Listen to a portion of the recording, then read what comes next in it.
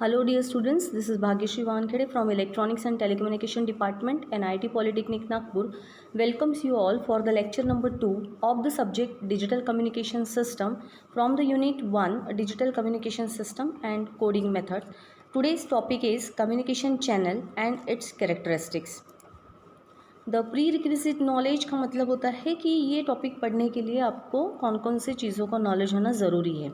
तो हम लोगों ने ऑलरेडी एनालॉग कम्युनिकेशन क्या होता है ये देखा है, एलिमेंट्स ऑफ डिजिटल कम्युनिकेशन क्या होता है और उसमें क्या क्या पैरामीटर्स यूज़ होते हैं, कौन कौन से ब्लॉक यूज़ होते हैं ब्लॉक डायग्राम में, ये भी हमने देखा है। इसके बाद में एडवांटेजेस ऑफ डिजिटल कम्युनिकेशन और एनालॉग कम्युनिकेशन, ये भी हमने थोड़ा सा ब्रीफली देखा था। Now the course outcome related to this topic is analyze various error detection and correction codes in digital communication and here is the COPO mapping। ये already हमने प्रीवियस लेक्चर में डिस्कस किया हुआ है कि देयर आर टोटल 7 POs और ये सातों POs में से सिर्फ 4 ऐसे POs है जिनको हमारा ये CO नंबर 1 सेटिस्फाई करता है और यहाँ पे उसका लेवल दिया हुआ है।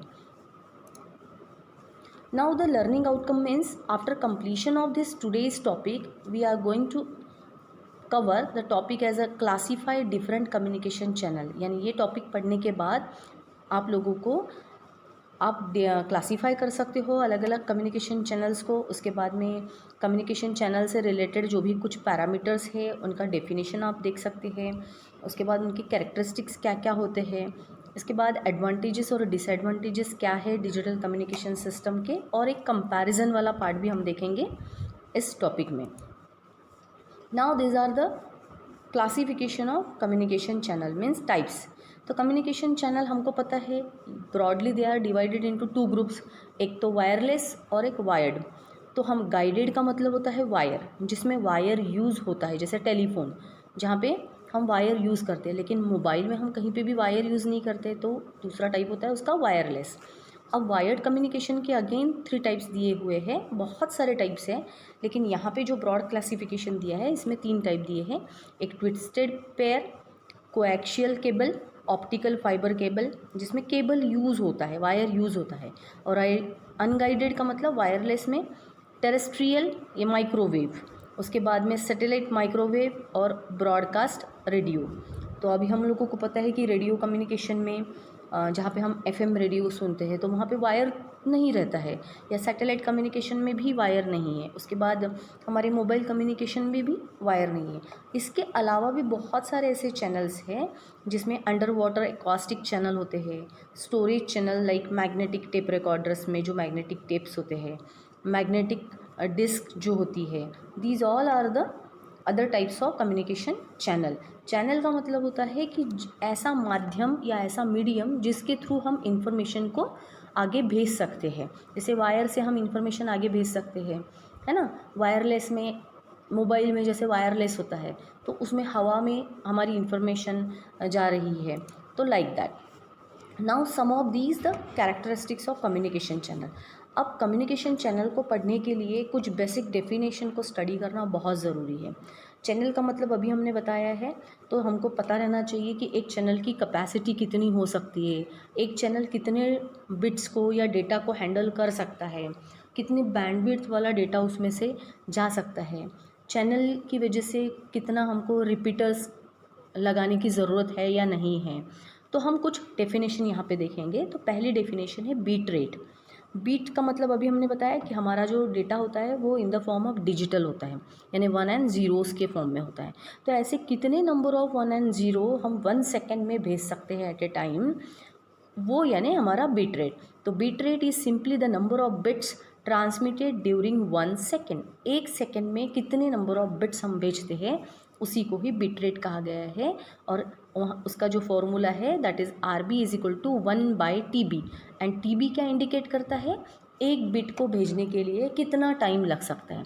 सपोज़ अभी अब मैं एक एग्जांपल के लिए आपको बताना चाहती हूँ कि सपोज़ एक बिट को भेजने के लिए 0.5 सेकेंड यानी आधा सेकेंड लग रहा है, तो 1 सेकेंड में हमारे कितने बिट ट्रांसमिट होंगे, सिर्फ 2 ही बिट ट्रांसमिट होंगे, क्योंकि आधा सेकेंड लग रहा है एक बिट को भेजने के लिए, तो दूसरा बिट भी हमारा आधा सेकेंड में ही जाएगा। तो ऐसे 1 सेकेंड में हमारा सिर्फ 2 ही बिट जा सकते हैं, तो हमारा बिट रेट कितना हो जाएगा, 2 बिट्स पर सेकेंड। इसीलिए TB रिप्रेजेंट करता है कि एक बिट को भेजने वाला समय। Next definition is baud rate.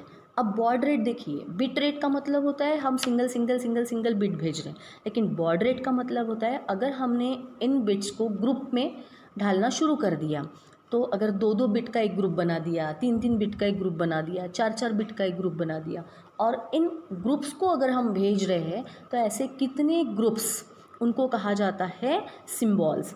ऐसे कितने सिम्बॉल्स हम एक सेकेंड में भेज सकते हैं, that is called as baud rate. तो baud rate is the unit of symbol rate. Baud rate is the number of symbols transmitted during 1 second. तो बॉड रेट का जो फॉर्मूला दिया गया है RS is equal to 1/TS। तो यहाँ पे TS क्या होगा? यस, एग्जैक्टली करेक्ट, TS यानी rate of symbol, time period of the time interval of the one symbol. तो अब ये जो बिट रेट और बॉड रेट है ये आपका नेक्स्ट डायग्राम से क्लियर होगा। अब यहाँ पे देखिए, this is the time period 1 second वाला ये समय दिया हुआ है, और आप टोटल अभी कैलकुलेट कीजिए कि हमने सपोज बिट भेजने हैं हमें, तो बिट है 0 0 1 1 0 1 1 0। ऐसे हमारे टोटल कितने बिट है? 8 बिट। तो इसका मतलब यहाँ से लेके यहाँ तक यानी 1 सेकेंड में टोटल कितनी बिट जा रही है? 8 बिट। तो हमारा बिट रेट कितना हो जाएगा? 8 बिट्स पर सेकेंड, क्योंकि टोटल 8 बिट जा रही है। लेकिन यही 8 बिट को अगर हमने 2-2 के ग्रुप में डिवाइड कर दिया, तो पहला ग्रुप बन जाएगा 0 0 का, दूसरा बिट बन जाएगा 1 1 का, तीसरा बिट बन जाएगा 0 1 का, चौथा बिट बन जाएगा 1 0 का, क्योंकि ये डेटा कैसा है? 0 0 1 1 0 1 1 0। तो इसलिए हमने 2-2 का बिट का ग्रुप बना दिया। अब हमको पता है प्रीवियस सेमेस्टर में आपने डिजिटल टेक्निक्स नाम का सब्जेक्ट पढ़ चुके हैं, जिसमें 2 बिट बाइनरी रिप्रेजेंटेशन भी हमने पढ़ा हुआ है। 2 बिट का मतलब क्या होता है? 0 0 का मतलब हमेशा होता है 0, 1 1 का मतलब होता है 3, 0 1 का मतलब होता है 1, और 1 0 का मतलब होता है 2। इसका मतलब हमने कितने लेवल्स पे काम करना शुरू कर दिए यहाँ पे? 4 लेवल पे। 0 0 यानी 0, 0 1 यानी 1, 1 0 यानी 2, और 1 1 यानी 3, यानी 0 1 2 3। तो हमारा टोटल डेटा ये जो है 8 बिट्स, ये कितने लेवल पे ट्रांसमिट हो रहे हैं? 4 लेवल पे। और इनके कितने ग्रुप्स बने हुए हैं? 4। 0 0 का एक ग्रुप, 1 1 का एक ग्रुप, 0 1 का एक ग्रुप, और 1 0 का। इसका मतलब 1 सेकेंड में हमने कितने ग्रुप्स को भेजा है यहाँ पे? 4। तो इसको कहा जाता है 4 बॉड्स। हमने एक सेकेंड में कितने सिम्बॉल्स भेजे हैं? 4 सिम्बॉल्स। तो अभी आपको समझ में आया होगा कि what is mean by baud rate and what is mean by bit rate. Bit rate यानी total number of bits in the 1 second. तो 1 सेकेंड में टोटल हमने 8 बिट भेजे हैं, इसका मतलब 8 बिट्स पर सेकेंड, ये हो गया हमारा बिट रेट। लेकिन हमने कितने ग्रुप्स करके भेजे हैं? 4 ग्रुप्स करके, इसलिए 4 बॉड्स पर सेकेंड। तो बॉड रेट और बिट रेट में डिफरेंस आपको अभी यहाँ पे पता चल गया है। Now the next is characteristics कौन सा है? बैंडविड्थ। बैंडविड्थ आप लोगों ने बहुत बार सुना है, ठीक है। तो bandwidth is nothing but the difference between the higher frequency and lower frequency. अब कोई भी सिग्नल जब हम ट्रांसमिट करते हैं, suppose this is the signal, ये हमारा रेड मार्क जो किया हुआ है, ये अगर ये सिग्नल है, इसका ये हाईएस्ट वैल्यू है पिक, तो हम हमेशा बैंडविड्थ जो निकाली जाती है वो 3 dB फ्रीक्वेंसीज पे निकाली जाती है। तो आप देखिए यहाँ पे जितना पावर होता है सिग्नल का, एग्जैक्टली हाफ पावर जिस फ्रीक्वेंसी पे उसका हाफ पावर लगता है, ठीक है। तो ये ऐसी 2 फ्रीक्वेंसीज़ हैं जहाँ पे पूरे सिग्नल का पिक का जितना पावर होता है उसका टोटल हाफ पावर यहाँ पे लगता है, इसलिए इस लाइन को कहा जाता है 3 dB फ्रीक्वेंसी लाइन, ठीक है। तो इससे करस्पॉन्डिंग जो फ्रीक्वेंसी है या अपर फ्रीक्वेंसी है, यहाँ पे जो करस्पॉन्डिंग फ्रीक्वेंसी है वो लोअर फ्रीक्वेंसी, और इन दोनों फ्रीक्वेंसीज़ का जो डिफरेंस होता है f2 minus f1, that is called as the bandwidth of the signal. तो सिग्नल की bandwidth it is defined as the portion of the electromagnetic spectrum occupied by a signal. It is the difference between the upper and lower frequency limits of the signal. Simple. Bandwidth is nothing but the difference between upper frequency and lower frequency. Next, channel bandwidth. अब channel का मतलब क्या हुआ? मैंने पहले ही बताया है, channel यानी एक ऐसा मीडियम जिसके थ्रू हम कोई सिग्नल भेज सकते हैं। तो चैनल का मतलब है कि नंबर ऑफ सिग्नल्स हम एक चैनल से भेज सकते हैं। तो चैनल की बैंडविड्थ ऑब्वियसली सिग्नल बैंडविड्थ से ज़्यादा ही रहेगी, है ना। तो channel bandwidth is defined as the range of frequency which a channel can pass through it without introducing any distortion.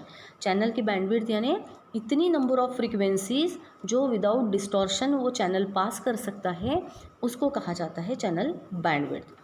तो यहाँ पे देखिए आप, चैनल बैंडविड्थ हम दो तरीके से डिफाइन कर सकते हैं, एक तो सिग्नल बैंडविड्थ या तो फिर चैनल बैंडविड्थ। तो सिग्नल बैंडविड्थ में difference between upper and lower frequency, channel में भी difference between upper and lower frequency limits. So signal में it is defined as the range of frequency that the signal occupy.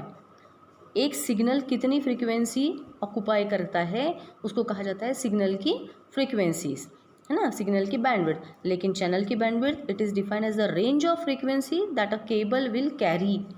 Next, portion of the electromagnetic spectrum occupied by the signal. लेकिन यहाँ पे maximum amount of information that the channel can carry. लेकिन यहाँ पे देखिए आप, signal से related frequency range over which a signal is transmitted, और चैनल में देखिए यहाँ पे range of frequency required to transmit the desired information. Now next characteristics is repeaters. अब हमने इसके पहले वाले लेक्चर में रिपीटर्स के बारे में पढ़ा है। रिपीटर्स हम क्यों यूज़ करते हैं डिजिटल कम्युनिकेशन में, ताकि हमारे सिग्नल की स्ट्रेंथ बरकरार रहे वो डेस्टिनेशन तक पहुंचने तक। So repeater in communication, a repeater is an electronic device that receives a signal and retransmit it. These are used to extend the distance of range of communication. Due to repeaters, signal can cover longer distance. तो repeaters की वजह से हम signal को एक distance से बहुत लंबे डिस्टेंस तक लेके जा सकते हैं, क्योंकि रिपीटर्स का काम क्या है, सिग्नल को लेना, उसमें से नॉइस निकालना, उसकी स्ट्रेंथ बढ़ाना, वापस से रिट्रांसमिट करना, फिर सिग्नल को लेना, फिर उसमें से नॉइस यानी एरर्स को हटाना, फिर उसकी स्ट्रेंथ को बढ़ाना और उसको वापस भेजना। सो जैसे ही हम रिपीटर्स पढ़ते हैं उसके नेक्स्ट बाद रिपीटर डिस्टेंस करके ही हमको कैरेक्टरिस्टिक पढ़ना बहुत ज़रूरी है। अब repeater distance, repeaters are placed at regular interval. Repeaters हर एक रिपीटर के बाद में जो दूसरा जो रिपीटर लगता है उसमें एक स्पेसिफिक डिस्टेंस होता है, वो डिस्टेंस को ही रिपीटर डिस्टेंस कहा जाता है। लेकिन पहले वाले और तीसरे वाले रिपीटर का डिस्टेंस नहीं, पहले के बाद में जो नेक्स्ट वाला रिपीटर प्लेस किया जाएगा यानी उसको कहा जाता है एडजेसेंट रिपीटर्स।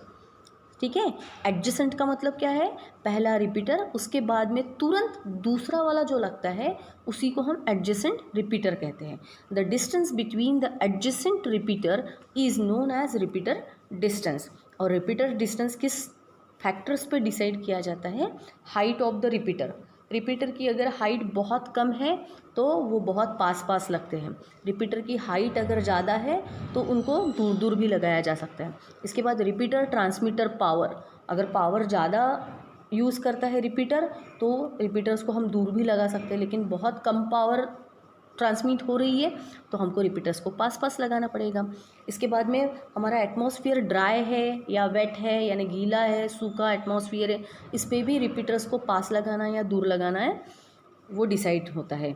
इसके बाद पाथ लॉस, रिपीटर ने अगर सिग्नल पास कर दिया तो ड्यूरिंग द ट्रांसमिशन जो पाथ वो फॉलो करता है सिग्नल, उसमें भी काफ़ी सारे लॉसेस होते हैं। तो डिपेंड करता है कि पाथ लॉस कितना है, अगर ज़्यादा लॉस हो रहा है तो रिपीटर का डिस्टेंस भी हमको कम रखना पड़ेगा। Next is the effectiveness of antenna. जो ट्रांसमीटर का एंटीना है वो अगर थोड़े ही दूर तक ट्रांसमिट कर पाता है तो हमें रिपीटर्स थोड़े पास लगाने पड़ेंगे। अगर वो ज़्यादा दूर तक ट्रांसमिट करने में सक्षम है, एबल है वो, तो हमें रिपीटर्स थोड़ी ज़्यादा दूरी पर लगाया तो भी चलेगा। टाइप ऑफ मॉड्यूलेशन, हम कौन से टाइप का मॉड्यूलेशन यूज़ कर रहे हैं। अगर एनालॉग में तो हम रिपीटर्स यूज़ नहीं करते, लेकिन डिजिटल में हम किस टाइप का मॉड्यूलेशन टेक्निक्स यूज़ कर रहे हैं, ASK, FSK, है ना, तो उस पर भी ये डिपेंड करता है। और फ्रीक्वेंसी ऑफ ट्रांसमिशन, हम कौन से फ्रीक्वेंसी को यूज़ कर रहे हैं, हायर लोअर, उस पर भी हमारा रिपीटर का डिस्टेंस डिपेंड करता है।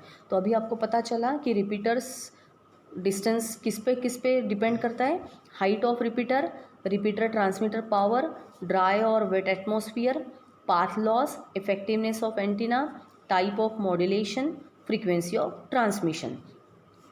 Next are the advantages of digital communication. Already हम इसके पहले वाले चैप्टर में पढ़ चुके हैं कि एडवांटेजेस क्या क्या थे, है ना। तो नॉइस इम्यूनिटी बहुत अच्छी होती है डिजिटल कम्युनिकेशन की। सो अभी यहाँ पे हम कुछ एडवांटेजेस और एक्स्ट्रा देखेंगे। रिलेटिवली इनएक्सपेंसिव डिजिटल सर्किट में बी यूज़, यानी ज़्यादा महंगा सर्किट नहीं है। प्राइवेसी इज़ प्रिजर्व्ड, प्राइवेसी का मतलब हमारा डेटा सिक्योर रह सकता है, वो ज़्यादा लीक नहीं होता, क्योंकि वहाँ पे कोडिंग टेक्निक्स हम यूज़ करते हैं, क्योंकि using data encryption. Data from voice video data sources में be merge and transmitted over a common digital transmission system, यानी एक से ज़्यादा डेटा को हम एक साथ मर्ज करके भी भेज सकते हैं। इसकी वजह से कोई उस डेटा को चुरा नहीं सकता, उसमें से इंफॉर्मेशन निकाल नहीं सकता। In long distance system noise does not accumulate from repeater to repeater, data regeneration is possible. Repeaters की वजह से नॉइज़ हम इजीली रिमूव कर सकते हैं और हमारा डेटा, ओरिजिनल डेटा को हम रिसीवर पे रिकंस्ट्रक्ट कर सकते हैं। एरर इन डिटेक्टेड डेटा में be small even when there is a large amount of noise on the received signals. Errors को हम इजीली डिटेक्ट कर सकते हैं डिजिटल कम्युनिकेशन में और उसको करेक्ट भी कर सकते हैं। इसका मतलब हम नॉइज़ को इजीली डिटेक्ट कर सकते हैं। Errors may often be corrected by the use of coding, coding techniques की वजह से हम एरर्स को करेक्ट भी कर सकते हैं। नाउ जब किसी चीज़ के एडवांटेजेस होते हैं, कुछ ना कुछ तो डिसएडवांटेजेस ज़रूर होते हैं। इसलिए डिजिटल कम्युनिकेशन का भी एक डिसएडवांटेज है, more bandwidth is required than that of analog system, यानी ज़्यादा रेंज ऑफ फ्रीक्वेंसी हमको लगती है, बैंडविड्थ ज़्यादा लगती है डिजिटल कम्युनिकेशन में as compared to analog system. और दूसरा एक डिसएडवांटेजेस है सिंक्रोनाइजेशन। सिंक्रोनाइजेशन का मतलब होता है एट द सेम टाइम, जिस वक्त ट्रांसमीटर काम करता है उस द सेम टाइम पे रिसीवर ने काम करना ज़रूरी है, इसको कहा जाता है सिंक्रोनाइजेशन। तो सिंक्रोनाइजेशन की बहुत ज़्यादा ज़रूरी होती है डिजिटल कम्युनिकेशन में। So these two are the disadvantages. पहला डिसएडवांटेज क्या है, मोर बैंडविड्थ इज़ रिक्वायर्ड, और दूसरा डिसएडवांटेज है सिंक्रोनाइजेशन। ठीक है, now this is the final topic, that is comparison of analog and digital transmission. तो एनालॉग में क्या क्या दिया हुआ है, transmitted modulated signal is analog, लेकिन यहाँ पे transmitted signal is in digital, यानी ट्रेन ऑफ पल्सेस के फॉर्म में होता है। यहाँ पे मॉड्यूलेशन के 3 टाइप हम भेज सकते हैं, एक एम्पलीट्यूड, फ्रीक्वेंसी और फेज, लेकिन यहाँ पे एम्पलीट्यूड, विड्थ और portion of the transmitted pulse is constant. The message is transmitted in the form of code words. यहाँ पे नॉइस इम्यूनिटी पुअर होती है एनालॉग में, लेकिन नॉइस इम्यूनिटी डिजिटल में ज़्यादा अच्छी होती है। It is not possible to separate out noise from the signal. ये सबसे बड़ा डिसएडवांटेज है एनालॉग कम्युनिकेशन का, कि इसमें हम नॉइस को इजीली रिमूव नहीं कर सकते। बट डिजिटल कम्युनिकेशन में कोडिंग टेक्निक की वजह से हम एरर को सेपरेट कर सकते हैं, नॉइस को सेपरेट कर सकते हैं। Coding is not possible, analog में कोडिंग कर ही नहीं सकते, लेकिन डिजिटल में पल्सेस के फॉर्म में हम भेज सकते हैं, डेटा बिट्स के फॉर्म में जाता है, 1 एंड 0 के फॉर्म में, इसलिए हम इसमें एक्स्ट्रा बिट ऐड करके उसको कोड कर सकते हैं। इसके बाद bandwidth required is lower. Analog communication में बैंडविड्थ कम लगती है, लेकिन डिजिटल कम्युनिकेशन में ज़्यादा बिट रेट होने की वजह से, हायर चैनल कैपेसिटी होने की वजह से बैंडविड्थ की रिक्वायरमेंट ज़्यादा होती है। अब the special difference is analog communication में फ्रीक्वेंसी डिवीजन मल्टीप्लेक्सिंग यूज़ होता है, यानी एट द सेम टाइम हम डेटा भेज सकते हैं, लेकिन अलग अलग फ्रीक्वेंसीज़ वाले। लेकिन डिजिटल कम्युनिकेशन में हम जो टाइप मल्टीप्लेक्सिंग का यूज़ करते हैं वो होता है TDM, टाइम डिवीजन मल्टीप्लेक्सिंग, यानी हम सेम फ्रीक्वेंसी वाले सिग्नल को भेज सकते हैं अलग अलग टाइमिंग पे। ठीक है, तो डिजिटल में TDM यूज़ होता है, टाइम डिवीजन मल्टीप्लेक्सिंग, और एनालॉग में फ्रीक्वेंसी डिवीजन मल्टीप्लेक्सिंग यूज़ होता है। Analog communication is not suitable for transmission of secret information. अभी हमने कहा कि जैसे मिलिट्री एप्लीकेशन में या रडार में, जहाँ पे सीक्रेसी बहुत ज़रूरी होती है, ऐसे एप्लीकेशन में हम एनालॉग कम्युनिकेशन को यूज़ नहीं कर सकते, क्योंकि लोग इसमें से ईजिली इन्फॉर्मेशन निकाल सकते हैं। लेकिन कोडिंग टेक्निक की वजह से डिजिटल कम्युनिकेशन हम सीक्रेसी मेंटेन करने के लिए, जैसे मिलिट्री एप्लीकेशन के लिए यूज़ कर सकते हैं। एनालॉग मॉड्यूलेशन के कौन कौन से टाइप्स हैं, AM, FM, PM, PAM और AWM। लेकिन डिजिटल में ASK, PCM, ADM, DPCM, ये सब मॉड्यूलेशन टाइप्स हैं। Now we can summarize this topic कि हमने ये पूरा टॉपिक पढ़ने के बाद हमें क्या क्या पता चला है कि बेसिक क्लासिफिकेशन होते हैं चैनल के। 2 टाइप के चैनल हमने देखे, एक वायरलेस और एक वायर्ड, और उसमें भी उनके सब टाइप्स हमने देखे। उसके बाद हमने कुछ कैरेक्टरिस्टिक्स देखी चैनल की, जैसे bit rate, baud rate, repeater distance. उसके बाद हमने एडवांटेजेस देखे। मेन एडवांटेज क्या है डिजिटल कम्युनिकेशन का, कि उसमें कोडिंग हो सकती है, सीक्रेसी मेंटेन हो सकती है, लॉन्ग डिस्टेंस कम्युनिकेशन होता है, नॉइस का इफ़ेक्ट नहीं होता है, रिपीटर्स यूज़ कर सकते हैं, ये सारे एडवांटेजेस है। लेकिन उसमें 2 डिसएडवांटेज कौन से है कि हमको सिंक्रोनाइजेशन की ज़रूरत होती है और बैंडविड्थ ज़्यादा लगती है। इसके बाद हमने एनालॉग और डिजिटल में कंपैरिजन देखा, जो कि बहुत ही ईजी टॉपिक है। So friends, I hope you might would have understood this topic. Thank you for watching this video, and in the next video we will continue the lecture with concept of coding methods and error control. Thank you so much.